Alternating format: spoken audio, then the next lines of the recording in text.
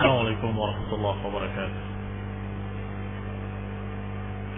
إن الحمد لله نحمده ونستعينه ونستغفره ونعوذ بالله من شرور أنفسنا ومن سيئات أعمالنا. من يهده الله فلا مضل له ومن يضلل فلا هادي له، وأشهد أن لا إله إلا الله وحده لا شريك له، وأشهد أن محمدا عبده ورسوله صلى الله عليه وعلى آله وأصحابه والتابعين وتابع التابعين ومن تبعهم بإحسان إلى يوم الدين.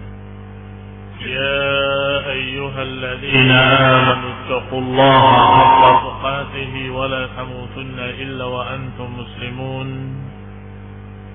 يا أيها الناس اتقوا ربكم الذي خلقكم من نفس واحدة وخلق منها زوجها وبث منهما رجالا كثيرا ونساء، واتقوا الله الذي تساءلون به والأرحام إن الله كان عليكم رقيبا.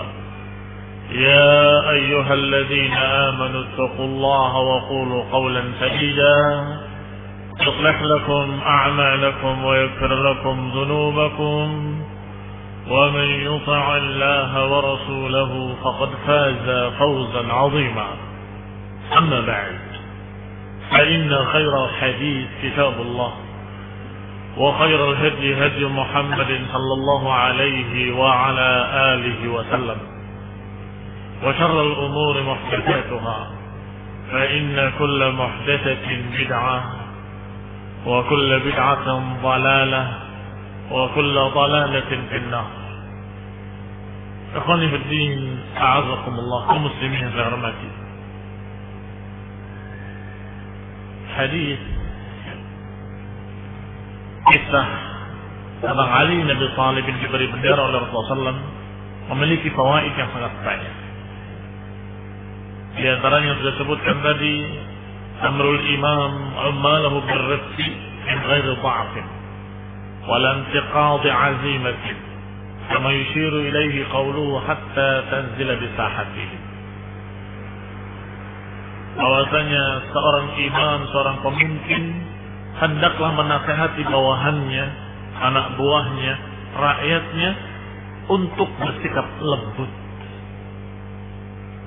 tapi bukan lemah, dan bukan pula lemah semangat. Semangat tetap tinggi dan juga tidak lemah kuat, tetapi tetap diiringi dengan ar-rifqu. Termasuk pada yang berikutnya adalah bahwa setiap dakwah atau setiap peperangan diawali dengan ajakan untuk masuk Islam. Ini yang sedang kita bahas. Rasulullah SAW mengatakan kepada Ali bin Abi Thalib dengan pesan, ud'uhum ila Islam. Ajaklah mereka ke dalam Islam.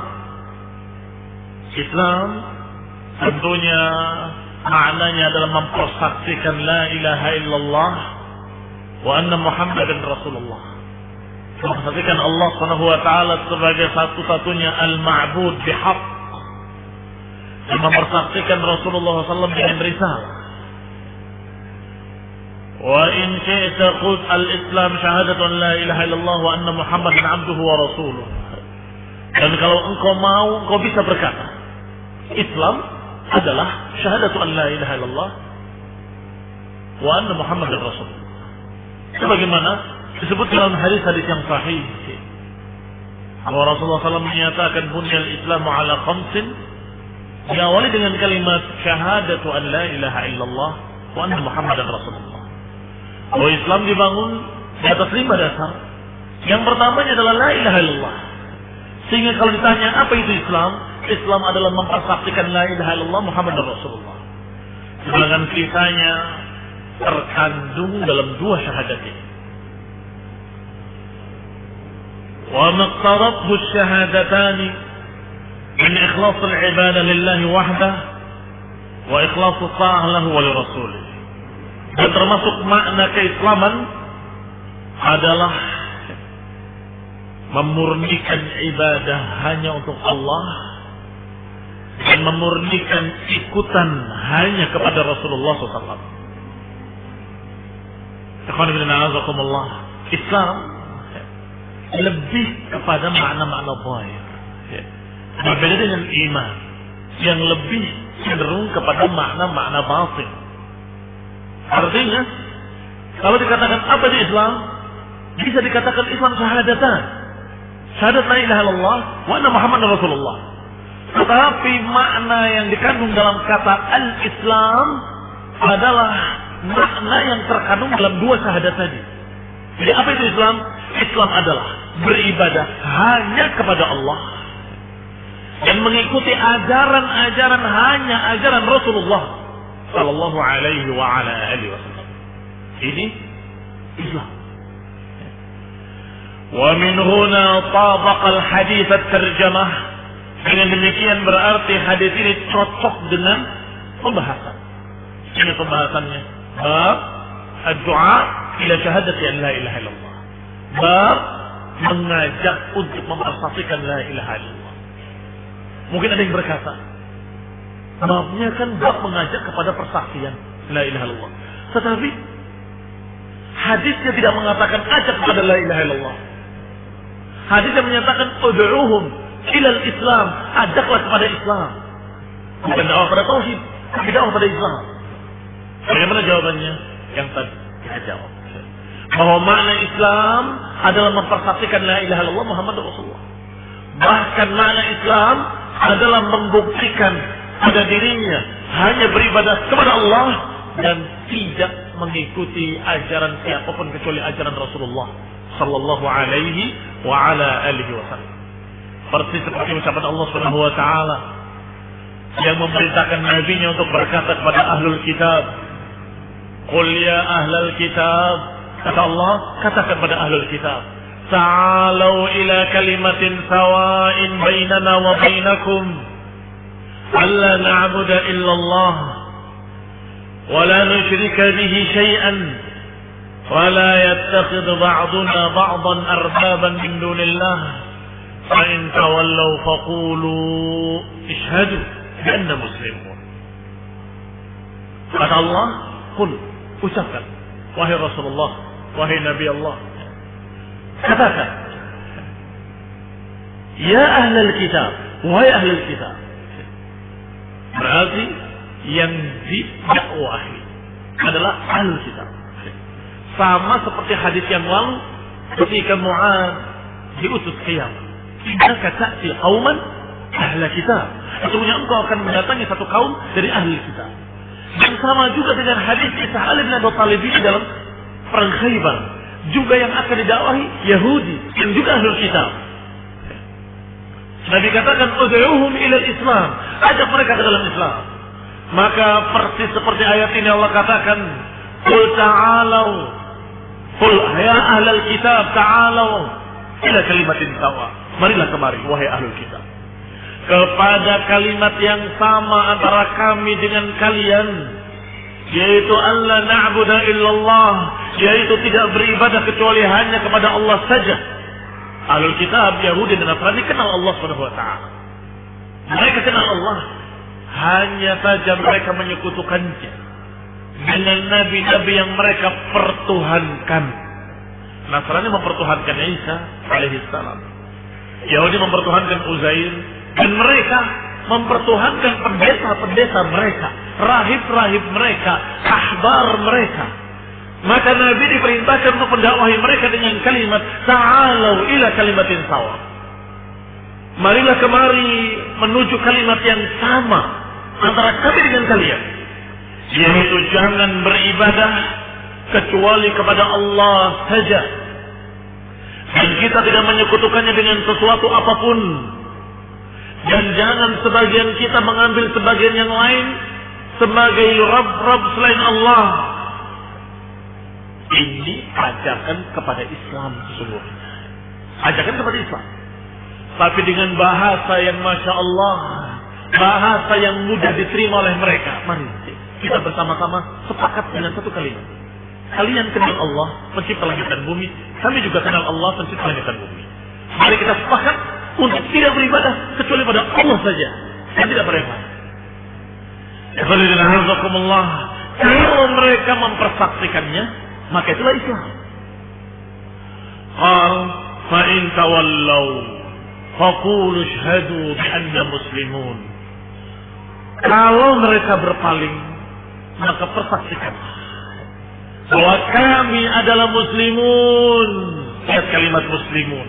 Setelah Allah perintahkan untuk mengajak agar mereka bertauhid, setelah perintah agar mereka diajak untuk mengesahkan Allah dalam ibadah, kemudian dikatakan di akhirnya fa in tawallaw, kalau mereka berpaling, katakan asyhadu bi anna muslimun, persaksikanlah bahwa kami muslimin, yakni kami adalah orang-orang yang sudah mempersaksikan bahwa Allah saja yang berhak diibadahi. Orang-orang yang sudah menyerah, pasrah kepada Allah untuk diperintah dan dilarang. Ini mana Islam. Sehingga tidak bertentangan antara kalimat Islam dengan kalimat tauhid. Kalimat Islam dengan syahadat la ilaha illallah Muhammad Rasulullah. Alhamdulillah. Yahdikumullah wa yuslih balakum. Ikhwan ibn a'azakumullah, berkata Syekhul Islam Ibnu Taimiyah rahimahullahu taala, al-Islam huwa al-istislam lillah. Yang namanya Islam adalah al-istislam, berserah diri. Wa huwa al-khudu' lahu. Yang namanya istislam adalah tunduk kepada Allah. Wal 'ubudiyyah lahu, dan menghambakan diri kepada Allah. Kama qala ahlul lughah, sebagaimana dikatakan oleh para ahli bahasa, bahwa kalimat Islam itu dari kata istislam, yang artinya berserah diri, tunduk kepada Allah Subhanahu wa taala, khudu' dan menghambakan diri kepada Allah Subhanahu wa taala, sebagaimana dikatakan ahli lughah. Kemudian berkata lagi Syekhul Islam Ibnu Taimiyah rahimahullah, dinul Islam alladzi irtadahu Allah wa ba'atha bihi rusulahu huwa al-istislamu lahu wahdah. Kata beliau lagi rahimahullah, bahwa agama Islam, yaitu agama yang diridhai oleh Allah Subhanahu wa taala, adalah agama yang diutus untuk membawanya Rasulullah SAW. Huwa al-istislamu lahu wahdah. Dia adalah tunduk kepada Allah saja. Islam. Kenapa itu Islam? Yang dibawa oleh para Rasul, yang diturunkan kitab-kitab untuk menerangkan Islam. Islam yang dibawa oleh para Rasul adalah al-istislamu lahu wahdah, berserah diri, tunduk kepada Allah sendiri. Kemudian kata Syekhul Islam lagi, wal khudu'u lahu wahdah, berserah diri kepada Allah satu-satunya, tunduk kepada Allah satu-satunya, bi'ibadatihi wahdah, yaitu dengan menghambakan dirinya kepada Allah saja, tidak pada yang lain. Faman 'abadahu wa 'abada ma'hu ilahan akhar lam yakun musliman. Maka siapa yang beribadah kepada Allah tetapi dia juga beribadah kepada selain Allah, maka dia belum dikatakan muslim. Siapa yang beribadah kepada Allah, menghambakan diri kepada Allah, tetapi juga menghambakan diri kepada selain Allah, maka lam yakun musliman. Dia belum dikatakan sebagai seorang muslim. Demikian pula man istakbara, siapa yang sombong an ibadatihi, yang tidak mau beribadah kepada Allah Subhanahu wa taala, lam yakun musliman. Yang tidak mau beribadah kepada Allah bukan muslim. yang mau beribadah pada Allah tapi juga beribadah pada yang lain juga bukan muslim. Berarti apa itu Islam? Islam la ilaha illallah. Islam adalah tauhid. Qala fa asluhu al-qalb. Maka inti dari keislaman ada dalam hati. Faman 'abadahu wa 'abada ma'ahu ilahan akhar lam yakun musliman wa man istakbara 'an ibadatihi lam yakun musliman. Siapa yang beribadah pada Allah tapi beribadah pula pada yang lain bukan muslim, demikian pula yang tidak mau beribadah pada Allah juga bukan muslim. Wa fil asl, hukum asalnya kata Islam bermakna adalah amalan hati dan amalan anggota badan. Islam cenderungnya kepada amalan-amalan. Amalan hatinya apa? Meyakini bahwa satu-satunya yang berhak diibadahi hanya Allah. Meyakini bahwa satu-satunya yang diikuti sunnah-sunnahnya dan ajaran-ajarannya adalah Rasulullah Sallallahu Alaihi Wasallam. Ini amalan hati. Dan juga amalan jawarih, amalan anggota badan, membuktikan apa yang ada dalam hati tadi dengan salat, dengan puasa, dengan zakat, dengan haji, dengan syariat-syariat Islam yang dikerjakan pada dirinya, pada keluarganya. Ini semua keislaman. Wa amal iman, adapun keimanan, asluhu tasdiqul qalb. Asalnya iman adalah pembenaran yang ada dalam hati dan pengenalan kepada Allah Subhanahu wa taala. Berarti yang namanya iman adalah ucapan hati dan ikrar di lisan. Ini dikatakan al-asl untuk menunjukkan bahwa keduanya bisa bermakna sama, tetapi hukum asalnya kalau Islam pada perkara-perkara zahirnya ada pengamalan-pengamalan, adapun iman pada ikrar dan keyakinan. Sehingga ketika orang mempersaksikan asyhadu an la ilaha illallah wa asyhadu anna Muhammadan Rasulullah, ini apa? Islam. Orang ini masuk Islam atau orang ini sudah Islam. Terus lihat ya. Salatnya bagaimana? Sudah salat. Puasanya sudah puasa. Orang ini muslim. Kita nggak tahu hatinya bagaimana. Karena munafikin juga ikut salat walaupun malas-malasan. Munafikin juga berpura-pura beramal dengan amalan sunnah walaupun tidak ikhlas. Kita katakan keislaman ada pada dia, tetapi keimanan di dalam hatinya. Apakah dia ikhlas karena Allah? Apakah yakin kepada Allah? Apakah betul-betul mengharapkan keridhaan Allah atau hanya riya? Ini berkait dengan iman. Maka hukum asalnya Islam pada pengamalan-pengamalan zahir, hukum asalnya iman pada ikrar dan pada ma'rifatullah dalam hati, pengenalan Allah yang diyakini dalam hati. Ini iman. Adapun setelah itu, tadi kan asalnya. Setelah itu, kadang Islam dimaukan iman, kadang iman dimaukan Islam. Kadang Islam bermakna iman, kadang iman bermakna Islam. Seperti kamu katakan, bagikan pada orang beriman. Bagaimana cara bagikan? Kepada siapa? Apakah bisa hatinya satu-satu? Sulit. Oh bukan begitu. Ini maksudnya muslimin. Bagikan pada orang beriman, maksudnya pada muslimin. Kecuali kalau disebutkan dua-duanya, baru dibedakan kepada hukum asalnya masing-masing. Islam pada perkara-perkara zahirnya, pengamalan-pengamalan, sedangkan iman pada masalah keyakinan di dalam hati. Inilah yang dikatakan oleh para ulama, dua kalimat yang idza ijtama'a faraq wa idza faraqa ijtama'. Kalau keduanya berpisah, maka dia maknanya sama. Kalau dia bersama-sama, maknanya berpisah. Maknanya berbeda. Mukmin dan muslim atau iman wal Islam akan dibedakan. Iman pada masalah keyakinan, pengenalan, sedangkan Islam pada masalah pengamalan-pengamalan zahir. Tetapi kalau sendiri-sendiri, Islam yang maksudnya tentunya dengan iman, atau dikatakan iman, mukmin Ya tentunya dengan keislaman. Karena tidak mungkin ada iman dalam hati tanpa wujud amalan. Tidak mungkin. Karena Nabi bersabda, "Inna fil jasadi mudghah, idza saluhat saluha al-jasadu kullu, wa idza fasadat fasada al-jasadu kullu." Di dalam hati ada mudghah, segumpal. Yang kalau dia baik, akan baik seluruh tubuhnya. Kalau dia jelek, akan jelek seluruh tubuhnya. Ala wahyal qalb. Ketahuilah, itu adalah hati atau jantung.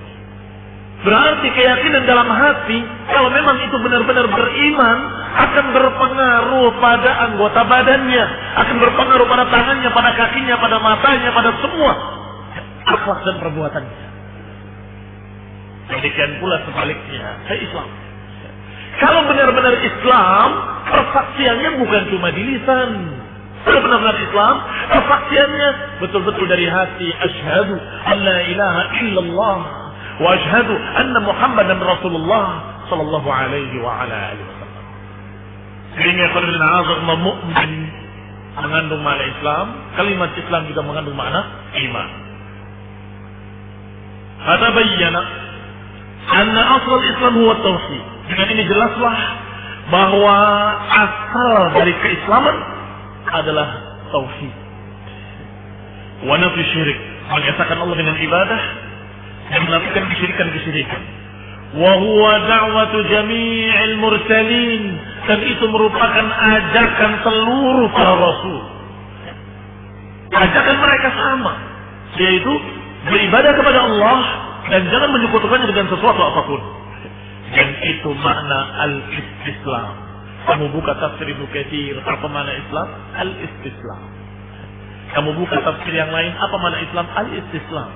Sama. Al-istislamu lillahi wahdah bitauhid. Tunduk kepada Allah dan mengesahkannya. Ya, ini benar-benar tunduk kepada Allah, pasrah kepada Allah dan mengesahkannya dalam ibadah. Wal inqiyadu lahu, dan terikat kepadanya dengan ketaatan-ketaatan fima amarahum, pada apa yang Allah perintahkan mereka taati. Apa yang dilarangnya mereka tinggalkan. Tentunya perintah dan larangan ala al-sunni rusulih, perintah dan larangan melalui lisan para rasulnya. Sebagaimana Allah Subhanahu wa taala menceritakan rasul yang pertama, Nabi Nuh alaihi salam. Inna arsalna Nuhan ila qaumi an anzir qaumaka min qabli an ya'tiyahum 'adzabun alim. Qala ya qaumi inni lakum nadhirun mubin. Kabar ketiganya, kata Nuh alaihi salam, an ya'budullaha wattaquhu wa ati'un.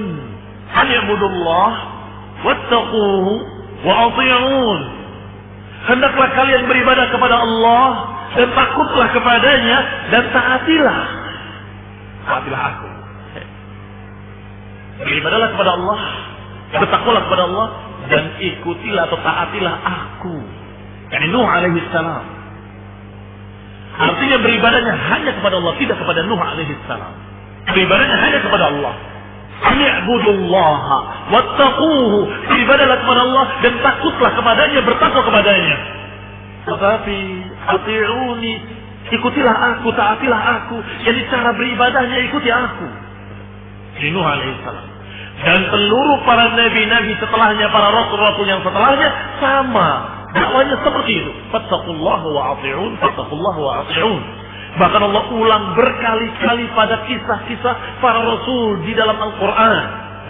Dalam surat Al-A'raf atau surat yang lainnya, Allah sebutkan dengan kata-kata yang sama. Fattaqullaha wa ati'uni. Bertakwalah kepada Allah dan taatilah aku. Di zaman kaum Nuh diajak untuk beribadah kepada Allah, taatilah Nuh. Di zaman Isa alaihi salam beribadahlah kepada Allah, taatilah Isa. Demikian pula zaman Nabi Musa beribadah kepada Allah dan ikuti syariatnya Musa. Demikian pula di zaman kita Nabi Muhammad SAW, Nabi terakhir untuk seluruh umat, Nabi untuk seluruh manusia. Juga kita bertakwa, beriman dan menyembah Allah Subhanahu wa taala dengan cara yang diajarkan oleh Rasulullah sallallahu alaihi wa ala alihi wasallam. Wa fihi, maka dalam ucapan Rasulullah sallallahu kepada Ali bin Abi Thalib, ud'uhum ila al-Islam, maknanya bukan hanya mengucapkan. Ingat, bukan hanya mengucapkan. Karena Islam dibahas tadi. Apa itu? Pengamalan. Diajak mereka untuk beribadah kepada Allah dan menjauhi segala sembahan lain. Ini ajakan Rasulullah SAW atau perintah Rasulullah SAW kepada Ali bin Abi Thalib, fihi masyru'iyatud da'wah qabla al-qital. Faedah yang penting adalah disyariatkannya berdakwah sebelum berperang. Berdakwah sebelum berperang. Dan itu memiliki hikmah yang sangat besar. Lakin in kanu qad balagathumud da'wah jaza qitaluhum ibtida'an.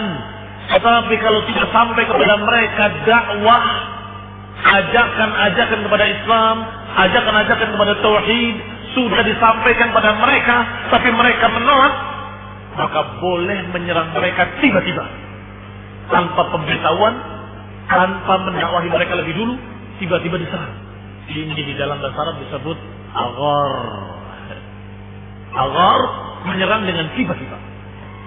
Karena Nabi SAW aghar ala Bani Mustaliq. Nabi pernah menyerang Bani Mustaliq secara tiba-tiba, tanpa pemberitahuan, tanpa mendakwahi lebih dulu.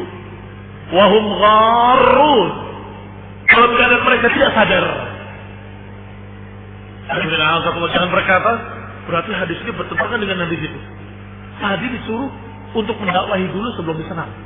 Ini Bani Mustaliq diserang, wahum gharun, dalam keadaan mereka lalai, tidak sadar, tiba-tiba diserang. Kok ini tanpa dakwah lagi? Iya, karena mereka kaum yang sudah mendengar dakwah, sudah didakwahi, sudah mendengar semua ajakan-ajakan Rasulullah SAW, tetapi bukan menerima, bahkan memusuhi dan membantu musuh-musuh Allah dan musuh-musuh Rasulnya dari kalangan musyrikin. Maka diserang oleh Rasulullah SAW secara tiba-tiba. Wa in kanu lam tablughuhumud da'wah wajabat da'watuhum. Tetapi kalau ternyata belum sampai kepada mereka dakwah, maka harus didakwahi lebih dulu. Harus dakwahi lebih dulu. Unfud ala rizqik hatta tanzila bi sahatihim thumma ad'uhum ila al-Islam. Kata Nabi, datangilah, berangkat dengan tenang sampai mencapai tempat mereka, dan kemudian ajaklah mereka ke dalam Islam. Ya, ini kalau mereka masuk Islam, apa perlunya perang? Ini jawaban bagi mereka yang tidak kenal Islam kemudian mencercah Islam. Bahwa Islam itu agama yang kejam, Islam itu agama perang, agama yang berbau darah. Ini orang-orang yang tidak kenal apa itu Islam. Mereka sudah tidak kenal apa itu Islam. Gambaran mereka semakin buruk ketika mereka melihat kaum teroris, para khawarij, semakin kacau. Gambarannya mulai mereka mengucapkan ucapan jelek. Padahal Islam mengajarkan untuk berjihad fisabilillah, itu alternatif yang kesekian. Pertama, ajak mereka untuk masuk Islam. Kalau mereka sudah masuk Islam, selesai. Untuk apa berperang? Untuk apa pertumpahan darah? Kalau mereka tidak mau, maka diajak mereka untuk membayar jizyah. Anjadin, wahum saghirun, membayar upeti langsung dari tangan-tangan mereka dalam keadaan mereka rendah di bawah kekuasaan kaum muslimin. Tidak ada paksaan dalam agama. La ikraha fid din. Maka peperangan bukan memaksa mereka untuk masuk Islam. Bukan seperti mereka yang memopor dengan senjatanya, menginjak dengan sepatu botnya, katakan tidak ada Tuhan kecuali Bashar Assad. Tidak seperti itu. Pemaksaan agama. Atau seperti mereka yang memaksa untuk beragama dengan agama syirik, agama Nasrani, agama Yahudi, dipaksa, disiksa, harus menerima. Agama Islam menyatakan la ikraha fid din, enggak ada paksaan dalam agama. Maka apa fungsi perang dalam Islam? Agar mereka pertama mau masuk Islam kalau mau. Kalau tidak mau tidak dipaksa. Tapi mereka harus tunduk, pada aturan-aturan yang ada di negara Islam atau di negeri kaum muslimin, karena kalau mereka menghalangi, maka niscaya apa yang dilaksanakan oleh kaum muslimin akan kacau ditentang oleh mereka, sehingga mereka harus tunduk.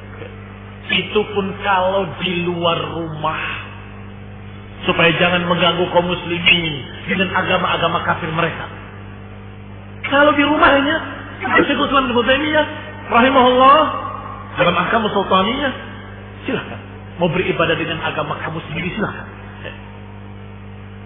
Tapi di luar tidak boleh. Kenapa? Jangan mengganggu kaum muslimin.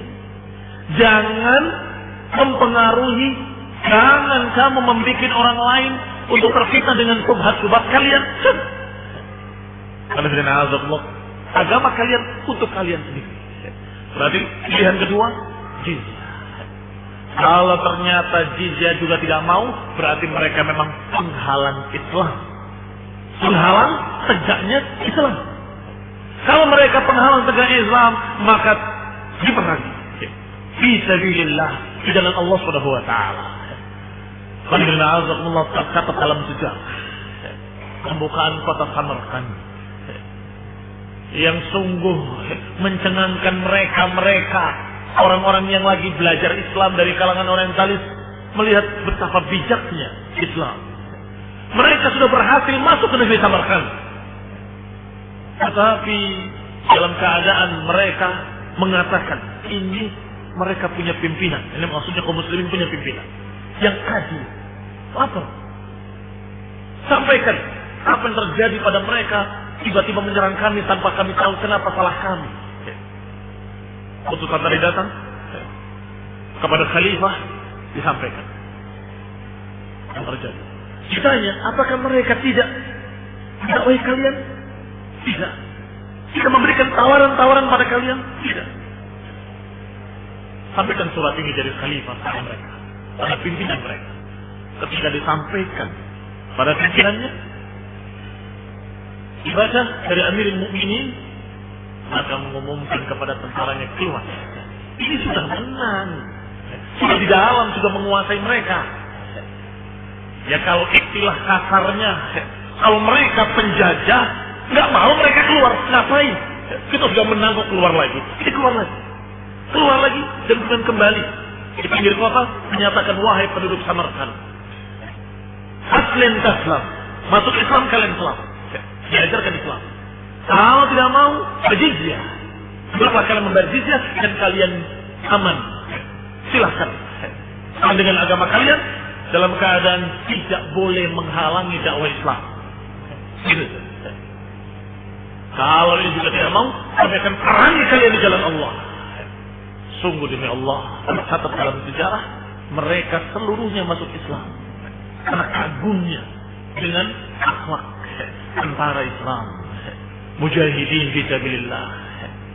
Kalau tentara mujahidin berjalan dengan sunnah, mereka kagum. Tetapi kalau menamakan diri mujahidin tapi berjalan dengan bid'ah, apa yang terjadi? Akan kagum. Sebaliknya, mereka mencerca Islam gara-gara mereka. Musyrikin, kufar mencerca Islam gara-gara tingkah polanya para orang-orang yang menganggap dirinya mujahidin, padahal mereka adalah orang-orang yang mubtadi'in, ahlul bidah wa dalalah, ahlul ahwa, tidak di atas sunnah. Alhamdulillah, dikatakan oleh Rasulullah SAW kepada Ali bin Abi Thalib, umum ila Islam, yang menunjukkan sebelum diperangi dakwah. Wa akhbirhum bima yajib alaihi min haqqillah ta'ala fi, dan kabarkan pada mereka tentang hak-hak Allah kepada mereka. Yani hak-hak Allah fihi fi Islam. Setelah masuk Islam, ini hak-hak. Jangan sampai masuk Islam, ya selesai. Terangkan hak-haknya apa? Kalau Muslim harus begini, harus begini, harus begini. Harus mengesahkan Allah dalam ibadah. Harus beriman kepada Nabi terakhir Nabi Muhammad SAW. Dan harus salat, harus zakat. Ini yang dikatakan dengan hak-hak Allah fihi, dalam Islam. Idza ajabuka ilaihi fa akhbirhum bima yajib min huquqihi allati la budda lahum min fi'liha. Kalau mereka menyambut ajakanmu, kalau mereka menerima dakwahmu dan mereka masuk Islam, maka kabarkan pada mereka apa yang wajib bagi mereka di dalam Islam. Ini hak-hak yang harus mereka tunaikan, yang la budda lahum min fi'liha, yang harus mereka kerjakan. Kafalawati wal zakah, seperti salat-salat yang 5 waktu, seperti zakat bagi yang mampu, sebagaimana dalam hadis Abu Hurairah radhiyallahu taala anhu, "Fa idza fa'alu dzalika faqad mana'u dima'ahum wa amwalahum illa bihaqqiha." Sebagaimana dalam hadis Abu Hurairah, kalau mereka sudah mengucapkan la ilaha illallah Muhammad Rasulullah, maka terjaga darahnya dan terjaga pula hartanya illa bihaqqiha, kecuali dengan hak-haknya. Zakat hakul mal, qisas hakun nafs.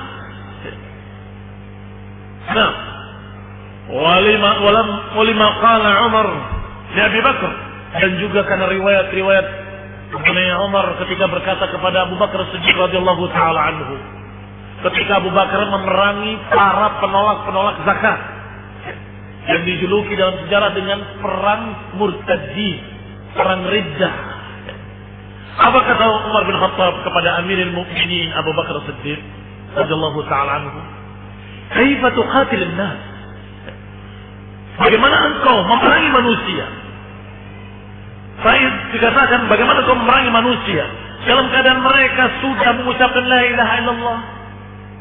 Dan Rasulullah SAW sudah bersabda, "Umirtu an uqatil an-nas hatta yashhadu hatta yaqulu la ilaha illallah.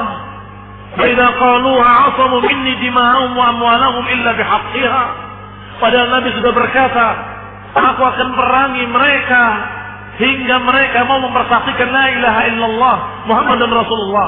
Kalau mereka mengucapkannya, maka terjaga dari kami hartanya dan nyawanya, kecuali dengan hak-haknya. Ini kata Umar kepada Abu Bakar yang ingin berazam untuk memerangi para murtadin, para orang-orang yang tidak membayar zakat. Ketika diingatkan dengan hadis ini, jawaban Abu Bakar, qal fa inna zakata haqqul mal. Iya, benar hadis ini. Mereka terjaga hartanya dan darahnya kecuali dengan haknya. Dan zakat adalah hakul mal, hak yang harus ditunaikan dari hak Allah Subhanahu wa taala. Hak Allah atas mereka pada harta-harta mereka adalah zakat. Maka ini yang dikecualikan oleh Nabi dengan kalimat illa bihaqqiha. Wallahi law mana'uni inaqan kanu yu'addunahu ila Rasulillah laqataltuhum 'ala man'iha. Sungguh, kalaupun mereka tidak memberikan seekor anak unta yang biasa mereka berikan untuk zakat, sungguh aku akan perangi mereka karena mereka tidak mau membayar zakat. Ini bukan nilainya, walaupun seekor anak unta yang masih nilainya rendah, yang biasa diberikan sebagai zakat, kemudian mereka tidak mau mengeluarkannya, aku akan perangi mereka karenanya. Maka dalam riwayat disebutkan iqalan. Lau mana'uni iqalan kanu yu'addunahu fi ahli Rasulillah laqatalnahum alaihi. Kalaupun seutas tali yang biasa dipakai untuk mengikat, kalau jadikan sebagai zakat, kemudian hari ini mereka tidak mau membayarkannya, aku akan berani. Berarti bukan nilainya, tetapi penghalangan mereka, penolakan mereka terhadap zakat adalah penolakan terhadap hak Allah Subhanahu wa taala. Padahal itu adalah hak Allah dalam Islam. Kalau hak Allah dalam Islam berarti ditentang, berarti dia dalam keadaan menentang keislaman, menolak keislaman. Islam itu maknanya tunduk, menyerah, pasrah, menerima apa kata Allah, menerima apa kata Rasul.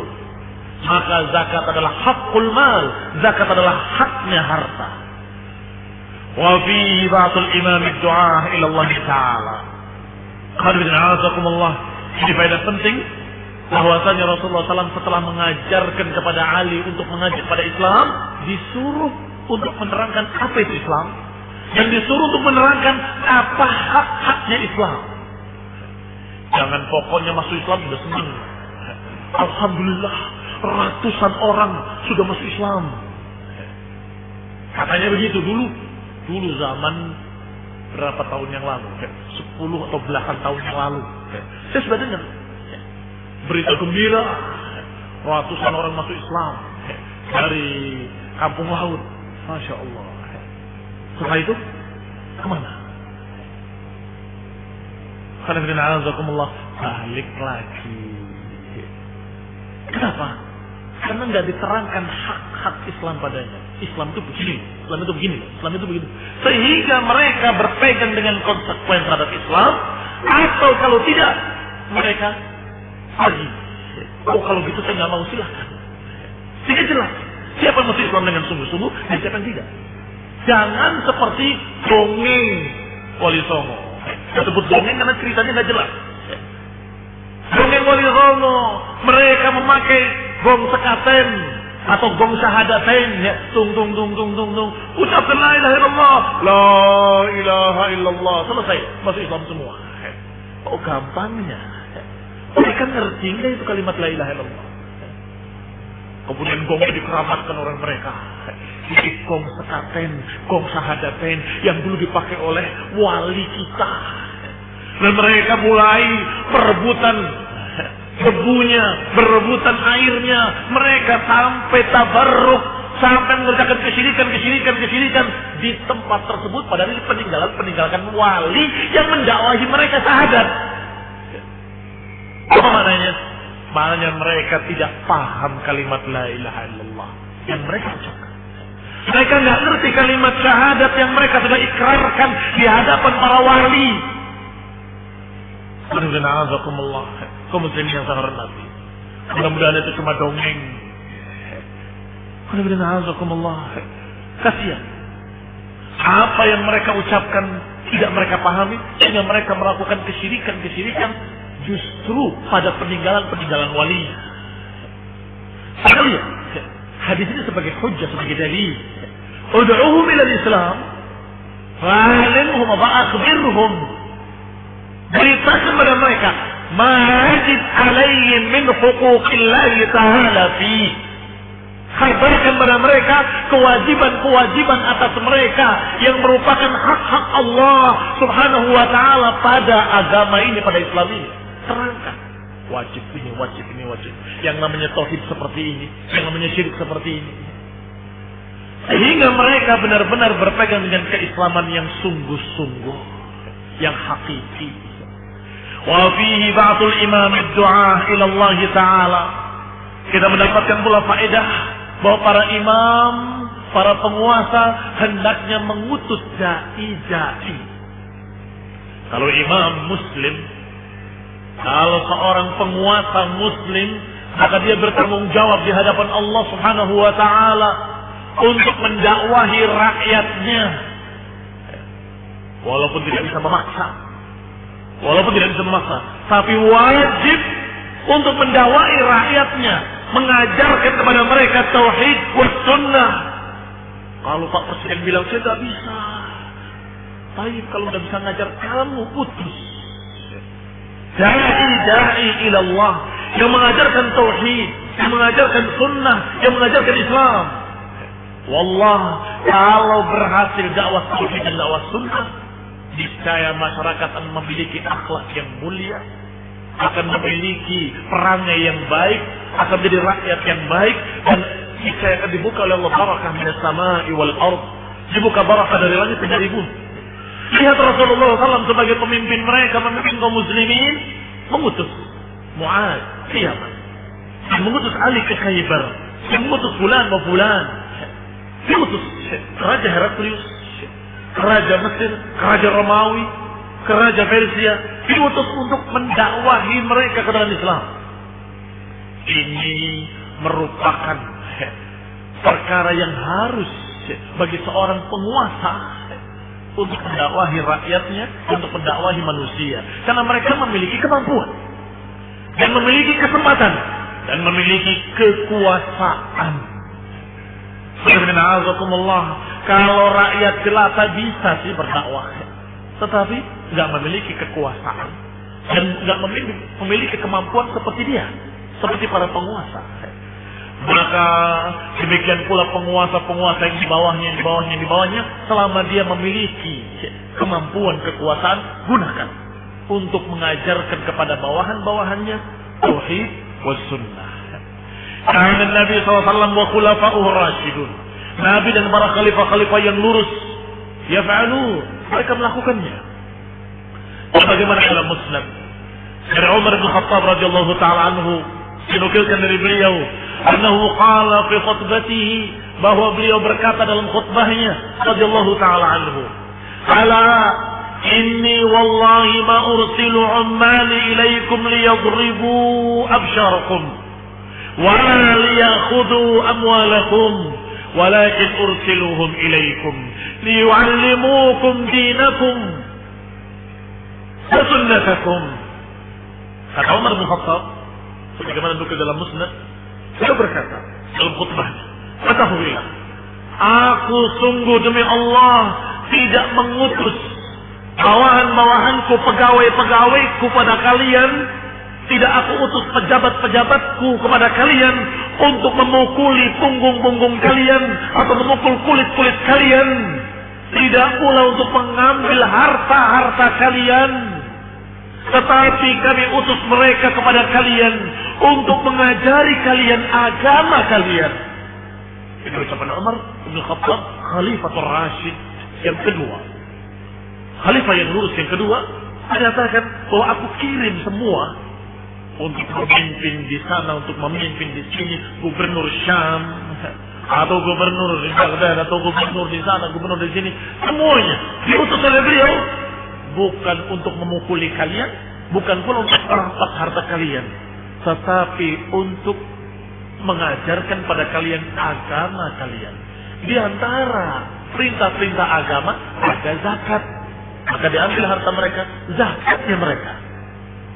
Di antara hukum-hukum syariat ada hukum qisas, maka itu yang dipukul, atau ada hukum cambuk. Sehingga itu bukan intinya, itu adalah penjabaran dari syariat Islam. Maka aku utus pada kalian pegawai-pegawaiku untuk mengajari kalian agama kalian. Sehingga yang diutus ahli-ahlinya, yang alim ulama, yang memiliki ilmu tentang tauhid wa sunnah. Qul diutus untuk memimpin peperangan. Khalid bin Walid turun dari Ubadah. Sebelum diutus atau sebelum dijadikan sebagai pimpinan, meminta bantuan, kita butuh bantuan. Dikirimkan satu orang, Ubadah, bawa surat dari Amirul Mukminin, aku kirimkan satu orang untuk kalian. Karena bantuan ini peperangan, dikirimkan satu orang. Karena dia adalah hamba yang saleh, ahli ibadah. Begitu dipuji, yang Allah akan menangkan dengan adanya orang yang seperti ini. Alhamdulillah, kaum muslimin yang saya hormati, lihat, yang dipilih adalah orang yang saleh, mukmin, taqi, yang beriman dan bertakwa. Banyak jumlahnya pasukan, tetapi dalam keadaan mereka kurang bertakwa, kurang beriman, percuma. Ghusaun ka ghusais sayl, seperti buih banjir. Sebagaimana dalam perang Hunain, banyak orang-orang yang baru masuk Islam. Apa jadinya? Justru malah kacau. Wa yauma Hunain id a'jabatkum kasratukum, dan ingatlah yauma Hunain, kata Allah, ketika kalian kagum dengan banyaknya jumlah kalian, tetapi falam tughni ankum syai'a, tetapi tidak menambah kalian sesuatu pun, dan tidak mencukupi kalian sama sekali. Begitu diserang oleh musuhnya, mereka bubar sana kemari. Siapa yang sisa? Kembali yang sisa adalah intinya, yaitu para sahabat sabiqin al-awwalin, dari kalangan muhajirin, dari kalangan ansar, dari kalangan yang di bai'atur ridwan, mengikut perang Badr, hanya itu sedikit. Kemudian melawan, menang. Masya Allah. Berarti nggak perlu banyak. Demikian pula ketika memilih pemimpin yang jujur, terpercaya, mukmin, beriman kepada Allah, punya ketakwaan, rasa takut pada Allah, akan niscaya akan barokah. Akan barokah. Qala rahimahullah, "Wallahi la an yahdi Allah bika rajulan wahidan khairun laka min humrin na'am." Ucapan beliau, ini ucapan Nabi SAW. Demi Allah, kalau Allah berikan hidayah denganmu seseorang saja, lebih baik bagi kamu dari unta-unta merah. Di sini kalimat an adalah masdariyah. La an yahdi. Wal lam qablaha maftuhah, dan lamnya dibaca dengan fathah karena dia adalah lamul qasam. Lamul qasam berarti maknanya sungguh kalau Allah beri hidayah. Wa an, dan fi'il yang setelahnya karena dia masdariyah, fi ta'wilil masdar. Ta'wilnya seperti masdar. An tambah fi'il yang setelahnya sama dengan masdar. Itu al-masdariyah. Rufi'a al-ibtida, dia dalam kedudukan marfu' sebagai mubtada. An yahdiyallahu bika rajulan wahidan. Mana kabarnya kalau itu mubtada? Kabarnya khairun. La an yahdiyallahu bika rajulan wahidan. Khairun. Yani sungguh kalau Allah memberikan hidayah dengan sebabmu seseorang, maka niscaya itu lebih baik bagimu daripada humrin na'am. Humr dilemahkan dan muhmalah dan disukunkan minnya. Humrun disukunkan minnya. Jam'u ahmar, dia bentuk jamak dari ahmar. Wa na'am dengan difathahkan nunnya dan juga ainnya, yang kedua-duanya tanpa titik, muhmalah. Yani khairun laka minal ibilil humur, yani lebih baik bagimu dari unta-unta merah. Bukan satu, unta-unta merah. Wahia anfasu amwalil Arab, dan unta merah merupakan harta milik orang-orang Arab yang paling berharga. Harta milik orang Arab yang paling berharga adalah unta merah. Kalau sudah ada seorang pakai unta merah atau milik unta merah, itu dianggap paling kaya. Ternyata Rasulullah menyatakan kalau engkau mendakwahi seseorang dan Allah berikan hidayah kepadanya dengan sebabmu, maka itu lebih baik daripada unta merah tadi, kendaraan yang paling mewah. Qala An-Nawawi rahimahullah, kata Nawawi mengomentari penyerupaan ini, tashbihu umuril akhirah bi umuri dunya innama huwa lit-taqribi ila al-afham. Kata An-Nawawi rahimahullah bahwa permisalan-permisalan urusan akhirat dengan permisalan-permisalan dunia itu hanya pendekatan saja supaya bisa dipaham. Pendekatan supaya bisa dipaham. Wa illa hadarratun minal akhirah khairun minal ardi bi asriha wa amsalha mithlaha. Karena kalau demikian, setetes saja dari akhirat, dari surga, itu sudah mengalahkan seluruh isi dunia ini dan juga yang misalnya bersamanya dikali dua. Sama. Sudah mengalahkan setetes saja dari kenikmatan surga. Berarti ini orang memberikan sebab dakwah seorang ke manusia Islam dan pahala kan di akhirat. Kata Nabi, lebih daripada unta merah. Kata Imam Nawawi, ini unta merah dunia, sedangkan ini akhirat. Bagaimana ini? Ada muskil. Apa muskilnya? Muskilnya akhirat itu tidak bisa dibandingkan dengan dunia. Akhirat itu sangat tingginya, setetes saja dari kenikmatan surga itu mengalahkan seluruh unta-unta merah yang ada di dunia ini, dan seluruh perbendaharaan harta emas dan perak, dan seluruh perhiasan apapun, semahal apapun, seluruh yang ada di dalamnya, ditambah yang semisalnya bersamanya, sekalah. Siapa? Berarti apa? Maksud Rasulullah SAW ketika menyatakan khairun laka min humrin na'am, maksudnya pendekatan. Bukankah kalian gembira kalau mendapatkan unta merah? Ini akhirat lebih daripada itu. Bukankah kalian semangat berlomba-lomba untuk mendapatkan dunia? Ingin mobil mewah, ingin kendaraan mewah, ingin rumah yang mewah, ingin ini, ingin itu, yang semuanya serba mewah.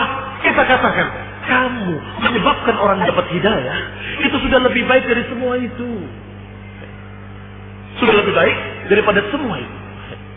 Ini yang disebut oleh An-Nawawi, yakni takrib saja, pendekatan pemahaman, dan ini diperbolehkan. Maka Nabi pernah berkata tentang masalah salat jamaah, kalau saja mereka itu dipanggil untuk mendapatkan mirmamatain, la asawha, bisa mereka akan mendatanginya. Mirmamatain itu daging yang paling disukai. Kalau di sana bagian paha depan, paling empuk, paling enak, paling disukai. Ada pembagian daging ini. Saya akan datangi. Ini bersama permisalan. Jadi dipanggil hayya 'alal shalah, hayya 'alal falah, diajak untuk falah, diajak untuk berbahagia dengan kebahagiaan yang kekal di akhirat. Berat, enggan, nolak. Kata Nabi, coba kalau diberitakan di masjid ada pembagian daging, coba besok kita contohkan pada hari Raya Idul Adha, sembelih di masjid, bagi-bagi di masjid. Kira-kira datang apa nggak datang? Wallah, antri mereka. Persis seperti ucapan Rasulullah SAW. Kalau tadi dikatakan mereka diundang untuk mirmamatain, untuk daging yang paling enak, tidak mereka akan berdatangan. Tetapi ketika diajak hayal shalah, ini permisalan. Walaupun sungguhnya sangat jauh nilai yang didapat dengan salat dan daging tadi nggak bisa dibandingkan, sangat jauh. Sama seperti ini kan. Bahwasanya Nabi menyatakan kalau engkau membimbing seseorang kemudian orang itu dapat hidayah dari Allah karena engkau, niscaya itu lebih baik daripada unta yang mewah, kendaraan yang mewah. Jadi, bukankah kamu ingin mendapatkan unta yang mewah, unta merah? Orang Arab ingin semua. Maka ini lebih daripada itu. Alhamdulillah, Rasulullah SAW mengucapkan kalimat-kalimat yang sangat memberikan faedah. Sallallahu alaihi wasallam. Wa fihi fadilah man istada ala yadayhi rajulun wahid. Dan ini merupakan keutamaan seorang yang dengan sebab dia ada seorang yang mendapatkan petunjuk dari Allah Subhanahu wa taala. Keutamaan seorang yang menyebabkan orang lain mendapatkan hidayah. Walaupun rajulun wahid, walaupun satu orang saja. Alhamdulillah, dikatakan rajulun wahid. Keutamaan orang yang menyebabkan satu orang mendapatkan hidayah. Bagaimana kalau 2 orang? Bagaimana kalau 3 orang? Bagaimana kalau 50 orang atau 100 orang? Maka jangan kalian berpikir kemana-mana kepada dunia ketika ada kesempatan untuk bisa membantu di pondok-pondok pesantren. Berlomba-lomba untuk mendapatkan apa yang dijanjikan oleh Allah Subhanahu wa taala melalui lisan Rasul. Kalau sampai kamu membimbing orang-orang tadi di pondok kemudian dapat hidayah, kamu mendapatkan lebih daripada humrin na'am, lebih baik daripada seluruh apa yang mewah di muka bumi. Jangan berpikir gajinya 300, jangan.